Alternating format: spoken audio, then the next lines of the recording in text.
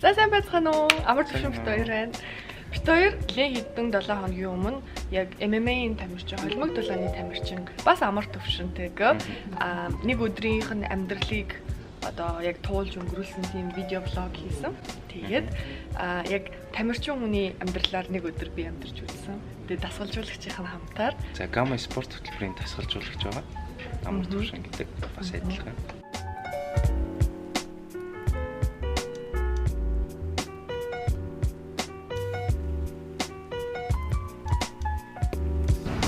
Гуравдугаар сарын 21-ний өглөө нийт 7 цаг 30 минут болж байна.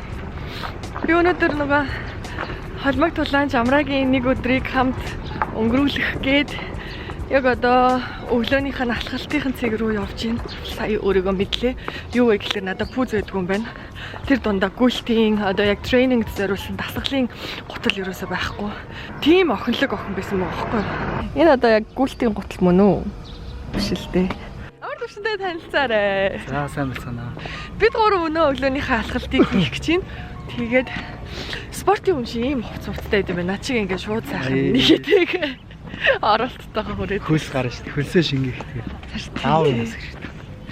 Одоо хийх ёстой юм маань юу вэ? Нэг тойрог алхаад нэг тойрог хөнгөн шогчоод тэгээд зал руу гаж бэлтгэл шууд бэлтгэл рүү. Алхаад хөнгөн шогшоод эн чинь нэг тойрог гэдэг чинь 3.3 гэдэг лээ 4 гэдэг лээ. Тийм үү.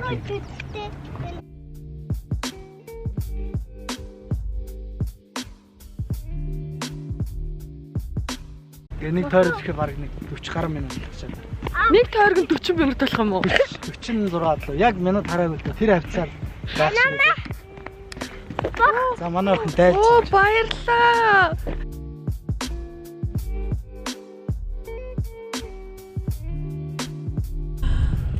Хамгийн ихний сэтгэл гэх юм бол би яг одоо юм идмээр байна. Чин come on бараг 6 км алхачлаа шүү дээ. Тэгсэн чинь үгүй амраа дасгалаа хийснийхаа дараа өдрийн хоолтонд орно гэсэн. Тэр 20-аас хойш мэдээгүй байна. Өчигдөр бараг өдрөөс хойш мэдээгүй байна. Чи угаасаа нөгөө хагас мацаг бариад яваад тийм биш үү те.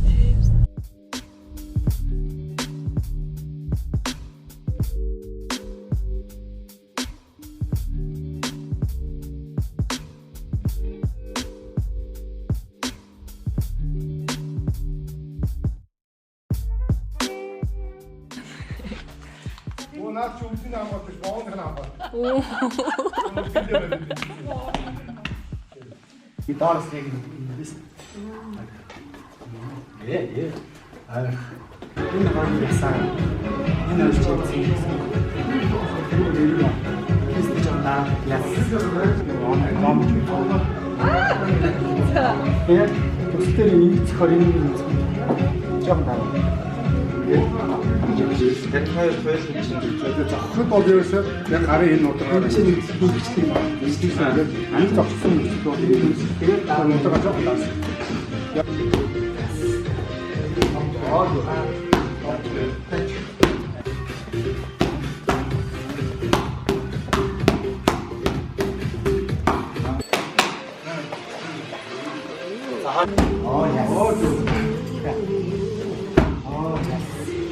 계단 밑에. 오히려 그렇죠? 그릇에 쭉. 아빠 가방 그대로 지금. 오, 예. 어째? 야스.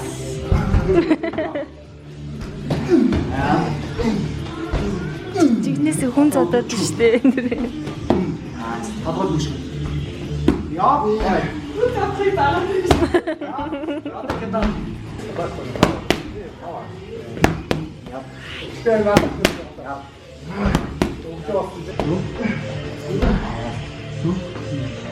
хогор. 아니요.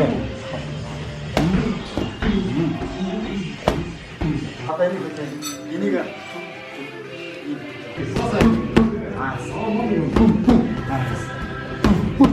이렇게 좋아. 어떻게? 가죠. 야. Алгаа авьяас бай. Ой үгүй шүү дээ. Сонсч байна уу? Одоо хэдтэй? Оо зинхэнэ залуу байсан. Залуу байсан. Одоо чи 6 жил үзэхэд тэгээд Монгол улсын авар утсан гэдэг нэг зогсчоо да. Анх удаа би сая бокс хийж үзсэн. Би хараад Авистай гэсэн. Айгуу сонирхолтой юм байна. Айгуу ирч хүч хэрэгтэй. Айгуу хурдан ядарч юм байна. Гэхдээ айгуу ингэ нэг жинхэнэ стресс тайлах юм байна. Ихтэй өнрөө анх удаа тэгж чийж мэж үзтээ. Гэтэ стогоо яд юм байна. Айгуу сонирхолтой experience. Би надад айгуу таалагдсан. Аа. Пура.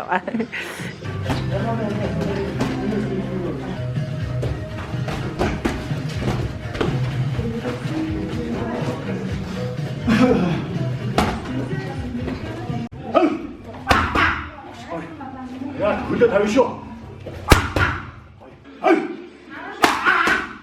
중요한 문 있을 때. 야. 자, 힘들이쇼.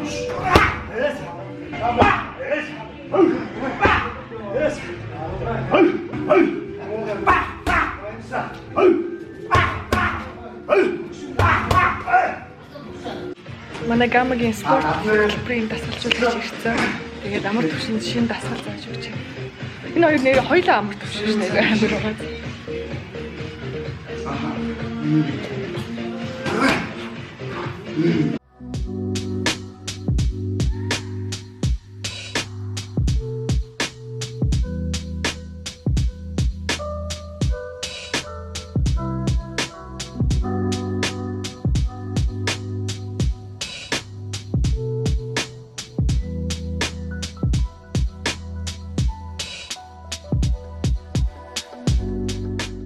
Тэгээд ер нь гама 30 хөтөлбөрийн эсвэл амраагийн эсвэл миний биенд ямар дасгал тохирохыг нь чи яг яаж мэддэг? Тэрийг болохоор нэг тусгай assessment-ийн аргууд байдаг.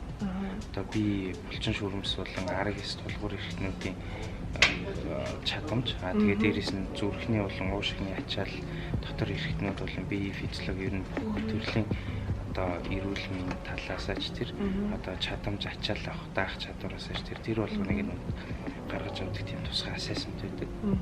Тэр assessment-ээр үндэслээд тэр хүн болгонд тусгай тийм өөр өртөн зорилго зөвлөлтүүдийг гаргадаг. За өдрийн хоол энэ юу вэ? Энэ тэр юу байгаа? Энэ дахианы цээж шош. Тэгээд үхрийн илэг. Брокколи лав. Бүгдээрээ давсгүй юу? Юу ч давслах. Өөрсөн чигнэ. Хамгийн гой санагдсан юм нь гэхээр одоо ингээ хүнсээ цуглуулчаад тэгээд чи яг өдөр болгон иддэг хоолыг нь гэртээ хийгээд бэлдээд амраад авчиж өгсөн юм байл шүү дээ. Тэгээд өдөр болгон шаримжлээ 7 хоногт нэг удаа. 3 хоногт нэг удаа.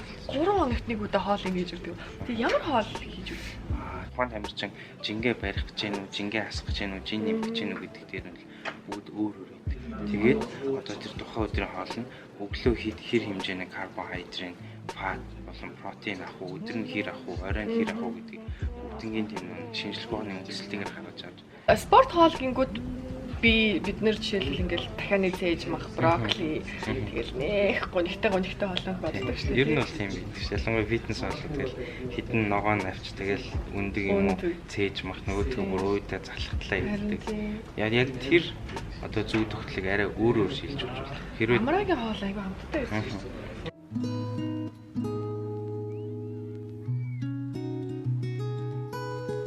Сая өдрийн хоол идсэн. Тэгээд энэ өдрийн царийн гац хоол гэж бодохоос хэцүү юм аа.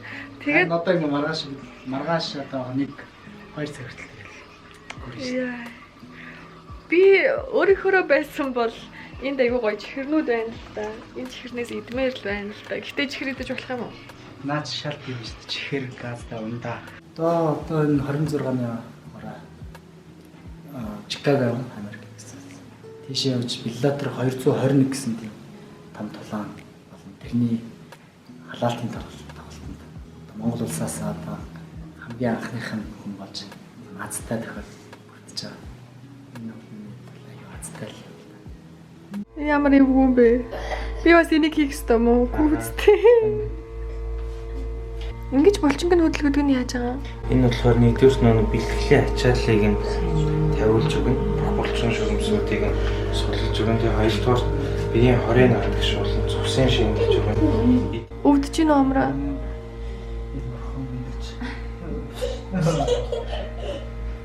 Энийг хийвгүй юм шиг байна. Хөдлөөд инүү булчнаа. Булчнаас байна гар утс шиг вибратор даад байна уу?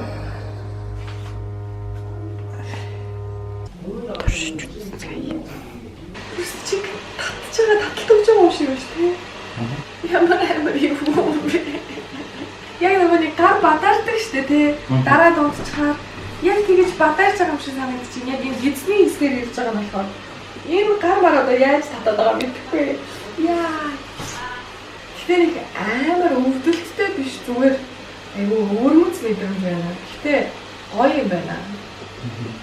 Тэр бол миний хувьд яг мэдэгдэж байгаа нь болохоор миний бүх одоо ажилдаггүй бол булчин гэж байдаг юм байна. Одоо хичнээн хөдлөөд байгаа гэсэн. Тэгээ бүх булчингуудын ширхгийг тэр тоогоор цохиулаад тэгээ барай, тог энэ хоёрыг хослохоор айгүй үр дүнтэй. Энэ үр дүн яаж мэдгэж юм гэхээр миний бэлтгэл дээр одоо миний хурд айгүй ингэж байгаа айгүй хурдтай юм. Аз би ч одоо надад бэлтгэлтэй партнерууд юм хүртэл хэлж байгаа.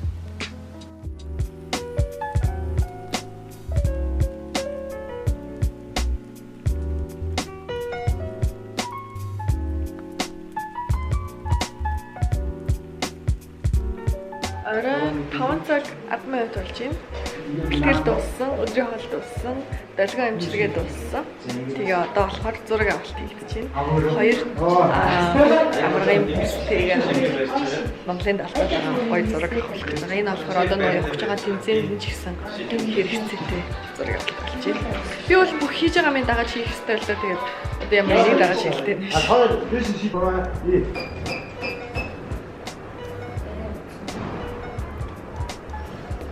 болж байна л тийм. Хэд оны ямар тэмцээн бол?